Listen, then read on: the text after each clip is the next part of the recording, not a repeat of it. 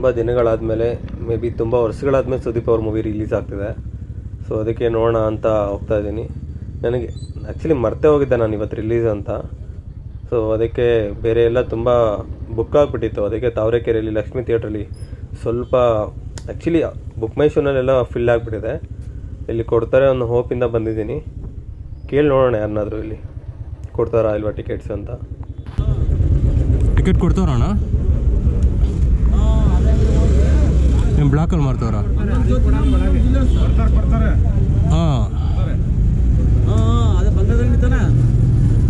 ಎಲ್ಲ online book ಮಾಡ್ಕೊಂಡ್ರೆ ಇಲ್ಲಿ ಬರೋರು ಏನು ತೊಗೊಳೋದು? ಹಾಂ, ಅದೇ ಹೇಳಿದ್ದು. ಬುಕ್ ಆನ್ಲೈನಲ್ಲಿ ಬುಕ್ ಮಾಡೋರಿಗೆ ಎಲ್ಲ ಅಲ್ಲಿ ಕೊಟ್ಬಿಟ್ರೆ ಇಲ್ಲಿ ಬಂದಿರೋರು ಏನು ತೊಗೊತಾರೆ ಅಂತ ಕೇಳ್ತಾ ಇದ್ದೀನಲ್ಲ. ನನಗೆ ಟಿಕೆಟ್ ಇಲ್ಲೇ ಕೊಡ್ತಾರೆ ಅಂತ ಹೇಳ್ತಿದ್ದಾರೆ. ಬ್ಲ್ಯಾಕಲ್ಲಿ ಕೂಡ ಮಾರ್ತಿದ್ದಾರೆ. ಸೊ ನೋಡೋಣ, ಟಿಕೆಟ್ ಕೊಡ್ತಾರೆ, ಖಾಲಿ ಇರುತ್ತೆ ನಂಗೆ ತಿಳಿದು. ಸುಮ್ಮನೆ ಯಾಕೆ ಬ್ಲಾಕಲ್ಲಿ ತೊಗೊಳೋದು. ಸೊ ನಂಗೆ ತಿಳಿದು ಪ್ರೈಸ್ ಕೂಡ ಕಡಿಮೆ ಇದೆ. ಸೊ 200 ರುಪೀಸು ಮತ್ತು 150 ರುಪೀಸ್ ಇದೆ ಇಲ್ಲಿ. ತುಂಬ ವರ್ಷಗಳಾದಮೇಲೆ, ತುಂಬ ದಿನಗಳಾದಮೇಲೆ ಲೈಕ್ ದೊಡ್ಡ ದೊಡ್ಡ ಹೀರೋಗಳ ಮೂವಿಗಳು ರಿಲೀಸ್ ಆಗ್ತಾ ಇರೋದು. So one by one release ಆಗ್ತಿದೆ. ಸೊ ಎಕ್ಸ್ಪೆಕ್ಟೇಷನ್ ಜಾಸ್ತಿನೇ ಇದೆ. ನೋಡೋಣ, ನೋಡ್ಬಿಟ್ಟು ನಿಮ್ಗೆ ಹೇಗಿದೆ ಅಂತ ತಿಳಿಸ್ಕೊಡ್ತೀನಿ.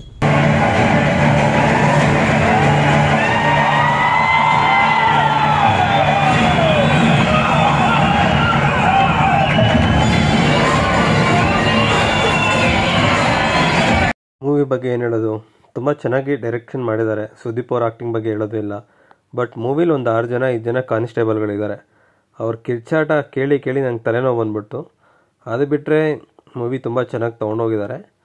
ಸೊ ಇನ್ನೊಂದು ಸ್ವಲ್ಪ ಬೇರೆ ಲೈಕ್ ತುಂಬ ಎಕ್ಸಾಗ್ರೇಟ್ ಮಾಡಿಬಿಟ್ಟಿದ್ದಾರೆ ಆ ಕಾನ್ಸ್ಟೇಬಲ್ಗಳು, ಓವರ್ ಆ್ಯಕ್ಟಿಂಗ್ ಮಾಡಿಬಿಟ್ಟು. ಅದು ಬಿಟ್ಟರೆ ಸುದೀಪ್ ಅವ್ರ ಆ್ಯಕ್ಟಿಂಗ್ ಬಗ್ಗೆ ಹೇಳೋದು ಬೇಕಾಗೇ ಇಲ್ಲ. ಸೊ ಈಸಿಯಾಗಿ ನೋಡ್ಬೋದು. ಸೊ ತುಂಬ ದಿನಗಳಾದಮೇಲೆ ಮೂವಿಗಳು ಬರ್ತಾ ಇರೋದ್ರಿಂದ ಆರಾಮ ಹೋಗಿ ಸ್ವಲ್ಪ ಹೊತ್ತು ಮೂವಿನಲ್ಲಿ ಕೂತ್ಕೊಂಡು ಟೈಮ್ ಸ್ಪೆಂಡ್ ಮಾಡಿ ಬರ್ಬೋದು. ಚೆನ್ನಾಗಿ ನನಗೆ ತಿಳಿದು ತುಂಬ ಚೆನ್ನಾಗಿತ್ತು. ನನಗಿಷ್ಟ ಆಯಿತು ಮೂವಿ.